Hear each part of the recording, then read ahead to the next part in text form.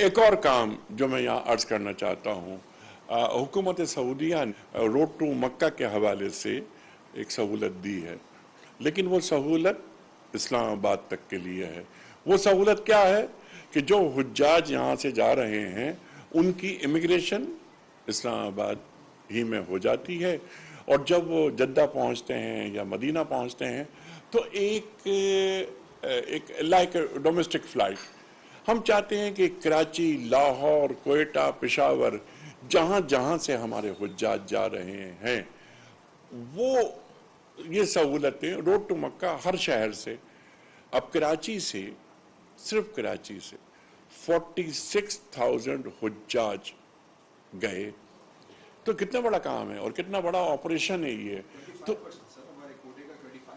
कोटे का 25%, तो ये बहुत बड़ा काम है कराची। तो ये सहूलत क्यों नहीं हासिल हो रही कराची वालों के लिए, लाहौर वालों के लिए, कोयटा वालों के लिए, पेशावर वालों के लिए।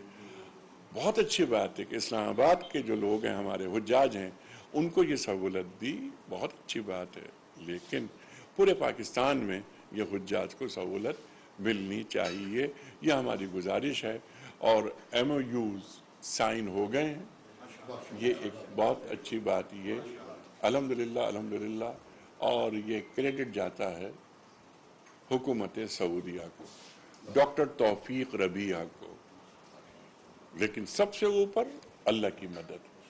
अल्लाह ने, भले इसमें कोई हमारा कमाल नहीं, ये अल्लाह का फजल है, ये अल्लाह की रहमत है कि काम खुद ब खुद होते चले गए।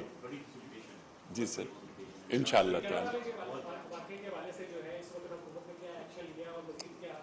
देखिए, जहाँ तक ये जनावाला की बात की, जो आपका सवाल है, इस पर मुसलसल गुफ्तगू हो रही है। अफसोसनाक वाक़या, अफसोसनाक सानहा, नहीं होना चाहिए था। लेकिन दो बातें हैं। पहली बात तो ये कि जो रवैया जिसका इजहार किया गया, ये रवैया क्या किसी मुसलमान और अल्लाह के रसूल सल्लल्लाहु अलैहि वसल्लम के सच्चे उम्मती का हो सकता है? नहीं हो सकता। यकीनन हमारे इस, जैसा फरमाया मौलाना ने, बहुत अच्छी बात फरमाई कि ये हमारी तालीमात ही नहीं है, दीन की तालीमात ही नहीं है। तो मैं किसी ऐसे अमल का मुर्तकिब क्यों हो रहा हूं जिससे मेरे रसूल सल्लल्लाहु अलैहि वसल्लम ना खुश हों? तो नजर रखने की जरूरत है कि कौन है इसके पीछे, कौन पाकिस्तान में ये खूबसूरत माहौल, गुदाज माहौल, ये